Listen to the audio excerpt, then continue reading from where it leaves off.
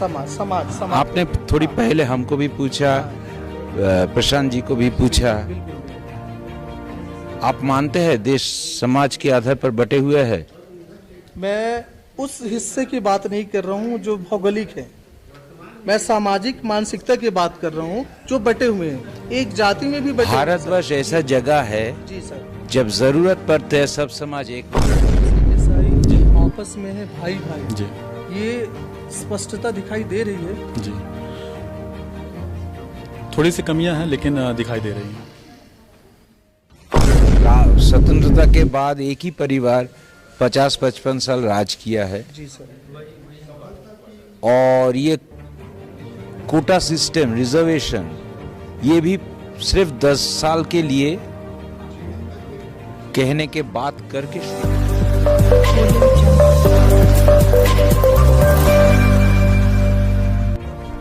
नमस्कार दर्शकों, आप देख रहे हैं महानदी न्यूज। ये वृंदावन हॉल है, हमारे बीच में आप देख रहे हैं सौभाग्य कहिए रानी दुर्गावती के वंशज, उनमें से एक हैं यहाँ हमारे साथ, और दूसरी तरफ हमारे सुभाष चंद्र बोस जी के वंशज सौभाग्य से हमारे साथ छत्तीसगढ़ रायपुर में आज मुलाकात हुई है। आज का मूल विषय ये था कि अखंड भारत और राष्ट्र निर्माण के संकल्प में इन लोगों को बुलाया गया था, इनके विचार जानना, समझना, और हमारे छत्तीसगढ़ के वासियों को एक बार उनसे रूबरू कराएं। कहानी किताबों में हम सुनते आए हैं कि रानी दुर्गावती के बारे में, सुभाष चंद्र बोस जी के बारे में, पर उनके वंशज कैसे दिखते हैं ये भी एक सवाल रहता था, कैसे बोलते हैं, क्या कुछ है। चूंकि ऐतिहासिक बातें हमने बहुत पढ़ा है तो उनसे थोड़ी सी चर्चा करेंगे। सर, आपका बहुत बहुत स्वागत है छत्तीसगढ़ की पावन धरा पर। धन्यवाद। क्या कहेंगे आज के कार्यक्रम पे और आना कैसे हुआ सर? आज के कार्यक्रम का जो उद्देश्य है जी, अखंड भारत एवं राष्ट्र निर्माण, बिल्कुल सर, ये आज की आवश्यक एक चर्चा के विषय है। जी सर। और सर्व समाज समन्वय महासभा, ये नाम भी सुनकर हमको बहुत आनंद हुआ, क्योंकि ये भी आवश्यक विषय है आज के सनातनी समाज के लिए। ये भी एक आवश्यक विषय है। हम लोग का एक कॉमन मित्र था जी, उसके द्वारा उदय भान सिंह जी हमको फोन करके बुलाए थे कि आप आ सकते हैं तो हम लोग बहुत खुश होंगे। तो हमने आए हैं और इन लोग को जो प्रयास है, मुझे लगता है कि ये लोग कामयाब भी होंगे, और मेरा पूरा सपोर्ट है, जितना मेरे कैपेबिलिटी है उस हिसाब से पूरा सपोर्ट है ये सर्व समाज समन्वय महासभा के साथ। सर, ये पहली बार छत्तीसगढ़ आना आपका हो रहा है कि पहले भी आ गए थे आप? नहीं, छत्तीसगढ़ में कई बार आए हैं। हाँ। बिलासपुर में ज़्यादा आए हैं, कुछ दिन 2022 में भिलाई में भी आए थे। छत्तीसगढ़ में मेरा आना जाना लगे ही रहते हैं। सर, एक अखंड भारत की बात आपने अपने प्रवचन, अपने भाषण में भी कहा आपने, वो सारी चीजें हमने सुना, पर ये सर्व समाज समन्वय जो है वो भी एक अखंड करने की कोशिश है, समाजों को एक राय में लाने की। इसमें दिक्कत कितनी हो रही है और क्या समझ में आ रहा है सर? जो समस्या आ रही है सामाजिक जातिगत भेदभाव को लेकर, वो कैसे मिट पाएंगे, संभव है? देखिए, पहली बात ऐसा है, स्वतंत्रता के बाद भारतवर्ष को जो पढ़ाना था, जो बताना था, वो ठीक नहीं हुआ था। भारतवर्ष के स्वतंत्रता के बाद एक ही परिवार 50-55 साल राज किया है, और ये कोटा सिस्टम, रिजर्वेशन, ये भी सिर्फ 10 साल के लिए कहने के बात करके शुरू हुआ था। क्योंकि सनातन धर्म में ऐसा कोई कास्ट सिस्टम है ही नहीं, सिर्फ 4 वर्ण है, वो भी कर्म के आधार पर, वो परिवर्तनशील है। पर अंग्रेजों ने ये करके गए हैं भारतवर्ष के टुकड़े टुकड़े बना के रखने के लिए। जो सनातन शास्त्र के चर्चा आम सनातनियों के इस ज्ञान को प्राप्त करवा सकते थे, वो बंद करवा दिया गया। स्वतंत्रता के बाद देश को धर्म के ऊपर बंटवारा किया गया, एक इस्लामिक राष्ट्र हुए, उधर शरीयत आइन चले, पर भारतवर्ष में भी जो सरकार था वो भी हिंदू आइन सब बंद कर दिए। हिंदुओं को अपना धर्म की शास्त्र चर्चा करना बंद हो गए, टोल बंद करवा दिया गया जहाँ शास्त्र के ऊपर चर्चा नहीं होंगे। मंदिरों के ऊपर शुल्क लागू करके सरकार अपने ग्रिप में ले लिया। और आप ये भी देखिए कि भारत स्वतंत्र भारत में भी अपने देश में घर छोड़ के पलायन करना पड़ रहा है। ऐसा आइन भी कुछ साल पहले आने वाला था, जो सरकार परिवर्तन हो गया है तो आ नहीं पाए, कि जहां भी कोई राइट होंगे या दंगा होंगे उसमें सनातनियों ही अरेस्ट होंगे। ऐसा भी कुछ आइन है कि मंदिर को या कोई सनातनियों के कोई मोर्चा निकलने के लिए या कोई अपना उत्सव मनाने के लिए दूसरे से जमीन मांगना पड़ता है। सर एक सवाल आपसे था, चूंकि आप जो बात कर रहे हैं सरकार को लेकर के और तमाम चीज़ें, क्या सरकार की भी एक ऐसी नियम, ऐसी रणनीति कानून होनी चाहिए जिसमें समाज के अंदर जो अखंडता की बातें हैं, यानी मैं जातिगत बात कर रहा हूँ, एक ही जाति में अलग अलग लोग होते हैं। एक ही जाति में अगर मैं साहू समाज की बात करूं तो उसमें भी कई वैरायटी है, कई अलग अलग है, वो आपस में रोटी बेटी की बात नहीं करते। तो एक समाज दूसरे समाज से कैसे स्वीकार करेंगे, कैसे जुड़ पाएंगे?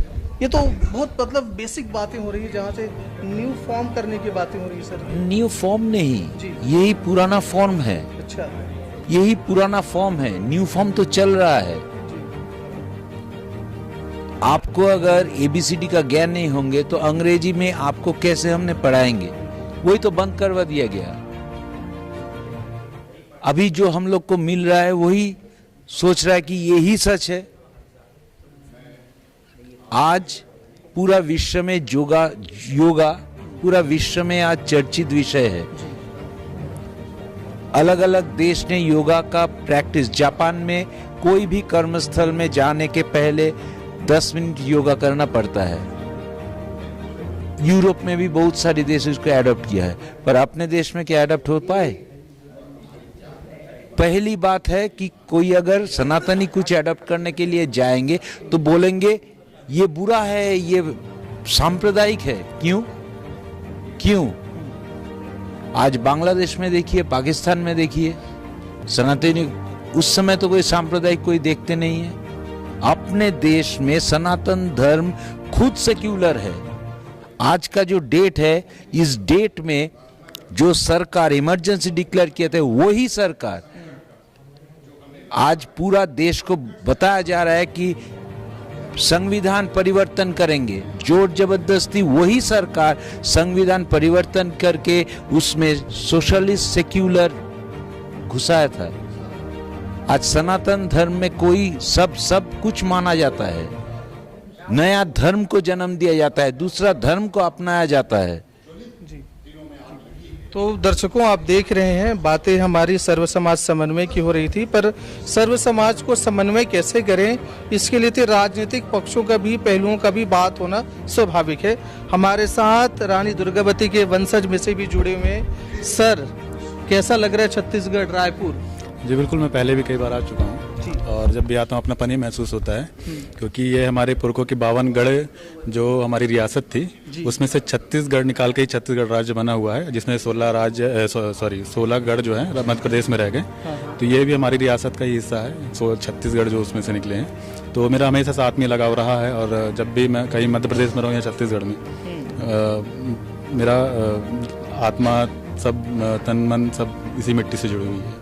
तो ये छत्तीसगढ़ को हम मध्य प्रदेश की बेटी मानते हैं, है ना, उसी से निकल के आई है। तो इस तरीके से तो यहाँ की जो माहौल सर्व समाज समन्वय के आप यहाँ आमंत्रण पे आए हैं, उद्देश्य शैली को लेकर आपको कोई डाउट कैसा लग रहा है? कितने सफल होने की बातें हो रही हैं? जी बिल्कुल, देखिए जैसा मैंने आपको बताया कि मैं सर्वधर्म सद्भाव का समर्थक हूँ और आदरणीय सोमनाथ जी के मैं बातों में से इत्तेफाक रखता हूँ कि जो भेदभाव समाप्त होना चाहिए।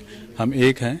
जहाँ तक भारतवर्ष की एक निर्माण की बात आती है, तो मैं बिल्कुल इत्तेफाक रखता हूँ और ये होना भी चाहिए कि अगर जब तक हम सर्व समाज एक मंच पे आके, है ना, एक कहना चाहिए, एक विचारों को अपने अंदर समाहित करके, है ना, एक संकल्प के साथ, भारत निर्माण के संकल्प के साथ आगे बढ़ेंगे, तभी हम जीत पाएंगे। क्योंकि आप अनेक उदाहरण देखें इतिहास उठा के, जब जब अकेले अकेले हमने दुश्मनों से लड़ा है, हमें पराजय मिली है। लेकिन जब हम एक साथ मिल के, है ना, हमने मुकाबला किया है, तो हमने जीत हासिल की है। और उसी का परिणाम है कि 1947 में भारत आज़ाद हुआ था। तो इसमें सभी का प्रयास शामिल है, इसमें सभी समाज का। सर मैं ये कह रहा था कि जैसे आप राष्ट्र को अखंड बनाएंगे, पर समाज ही अलग अलग बटे हुए हैं, समाज में जातियां अलग बटे हैं। वही बातें मैंने बोस जी, नेताजी के परिवार, इनको सर से बात करी, सोमनाथ जी से, वही मैं आपसे कह रहा हूँ, कैसे संभव है सर? समाज जाति में बटा है, वो जुड़ नहीं पा रहा है, तो राष्ट्र अखंड कैसे संभव है? पुनः प्रैक्टिकल बात करें। देखिए जी बिल्कुल, देखिए भारत जो है, आप जानते ही हैं, विभिन्नताओं का देश रहा है शुरू से, अनेक जाति धर्म हमेशा से रही हैं, ये खूबसूरती भी है। जी बिल्कुल, ये अच्छा, इसकी खूबसूरती भी है ये भारत की। जी, जी। अब हमारे जो भारतीयों के मानस पटल में शुरुआत से ये रहा कि मेरी जाति ऊंची, मेरी जाति ऊंची, है ना। तो ये एक रहा, शायद इसी का फायदा विदेशी आक्रांतों ने उठाया था, है ना। लेकिन मेरा मानना है कि इस धीरे धीरे बदलाव आ रहे हैं, लोग जागरूक हो रहे हैं, समझ रहे हैं, समय लगेगा, क्योंकि जितनी बड़ी बीमारी होती है, इलाज भी उतने लंबे समय तक चलता है ना। तो जहाँ तक मेरा भरोसा है कि एक दिन हम इस चीज़ में कामयाब होंगे और एक भारत को एक मजबूत और सुदृढ़ राष्ट्र बनाने का जो हमारा संकल्प है वो पूरा होगा। सर आप थोड़ा सा राजनीतिक बात कर रहे थे, मैं आपसे ये पूछ रहा हूँ, राजनीतिक बातों में सर सरकार की ओर से सनातन की आप बातें करें, अधिकांश, जैसे पहले भी आपसे एक पत्रकार ने पूछा है कि जो दलित हैं वो सनातनी मानने से इनकार कर रहे हैं, क्योंकि फायदे के लिए हमें हिंदू बताया जाता है, और असल मुसीबत जब आन पड़ती है तो वो वहीं से निकल जाते हैं। क्या कहेंगे सर? इसमें सच्चाई भी है, कई एग्जाम्पल भी है। जी, मुझे पता नहीं है कि कौन सा दलित अपने आप को हिंदू मानने से इनकार कर रहे हैं, मुझे पता नहीं है। अगर वो हिंदू मानने से इनकार करते हैं तो वो रिजर्वेशन के लिए लड़ते क्यों हैं, वो भी हमको पता नहीं है। और आप बोल रहे हैं कि देश बटे हुए हैं समाज के आधार पर। समाज आपने थोड़ी पहले हमको भी पूछा, प्रशांत जी को भी पूछा, बिल्कुल। आप मानते हैं देश समाज के आधार पर बटे हुए हैं? मैं उस हिस्से की बात नहीं कर रहा हूँ जो भौगोलिक है, मैं सामाजिक मानसिकता की बात कर रहा हूँ जो बटे हुए हैं, एक जाति में भी बटे। भारतवर्ष ऐसा जगह है जी सर, जब जरूरत पड़ते है सब समाज एक हो जाते हैं। बिल्कुल। अब भारत के क्रिकेट टीम को देखते हैं, बिल्कुल सर, उसमें क्या कोई सामाजिक बंटवारा दिखाई देते हैं? भारत जीतते चल रहे हैं। बिल्कुल। भारत का हॉकी टीम छोड़ दीजिए, भारतीय सेना को देखिए, कोई बंटवारा दिखाई देता है? तो ये सब बोलने की बात है, राजनीति की खेल है। सचमुच भारतवर्ष के आदमी इतना बुड़बक नहीं है कि अपने देश को छोड़ के जात को ज्यादा मायने देंगे। हाँ, तो सिर्फ उनको जागरूक करना है और कुछ नहीं है। जहां जगह प्रयोजन है, जहां आवश्यक है, वहां कोई जात पात नहीं माना जाता है। जब आवश्यकता नहीं है, जहां लालच दिखाए देते हैं, वहां जात पात के लड़ाई चलते हैं। बिल्कुल। वो लालच की जगह ही बंद करना पड़ेगा। और वो लालच देते हैं कुछ पॉलिटिकल पार्टीज अपने फायदा के लिए। हमने थोड़ी पहले भी आपको बोला कि उत्तर प्रदेश में ऐसे कोई पार्टी था जो पिछड़े वर्ग के लिए बहुत कुछ करने के लिए बात किए थे। आज पिछड़े वर्ग की वह उसके साथ है नहीं है। तो ऐसा ही होता है। विकास जब करना पड़ता है, ये एक देश जब विकास की ओर जाते हैं तो पूरा देश, जब एक नाव चलता है पानी में, तो उस नाव में जितने आदमी बैठे हुए हैं, औरत बैठे हैं, सभी तो पार लगते हैं। जैसे देश जब विकास की ओर जाते हैं, एक प्रगति की ओर जाते हैं, तो देश के हर व्यक्ति के पास पहुंचते हैं। किसी को जल्दी पहुंचते हैं, किसी को देर में पहुंचते हैं। जो नाव के सामने बैठे हैं वो पहले पार हो जाते हैं, जो पीछे बैठे हैं वो आखिरी में पार होता है। वैसा ही काम है। सर, सर्व समाज समन्वय को समन्वय करना है, सर्व समाज समन्वय को समन्वय करना है, किन बातों पे ध्यान रखना होगा? सबसे पहले तो एकता। जब बात देश की आए तो हमें जाति समुदाय धर्म से परे होकर एकजुट आना होगा, एक मंच पे आना होगा, तभी ये जो हमारा संकल्प है वो पूर्ण हो सकेगा। और जैसा कि आज का कार्यक्रम है, मैं मानता हूँ कि आप भी समझ रहे होंगे, जो आपके सवालों से मैं भी समझ पा रहा हूँ कि सभी के विचारधाराएं अलग अलग हैं, है ना। लेकिन उसके बावजूद भी जब भारत निर्माण की बात आई, सर्वधर्म समन्वय की बात आई, तो आज सब एक मंच पे एक साथ हैं। भले मुझे किसी और की बातों से इत्तेफाक ना हो या मेरी बातों से किसी को इत्तेफाक ना हो, लेकिन यहाँ पे जब राष्ट्र निर्माण की बात आई है तो हम एक साथ हैं।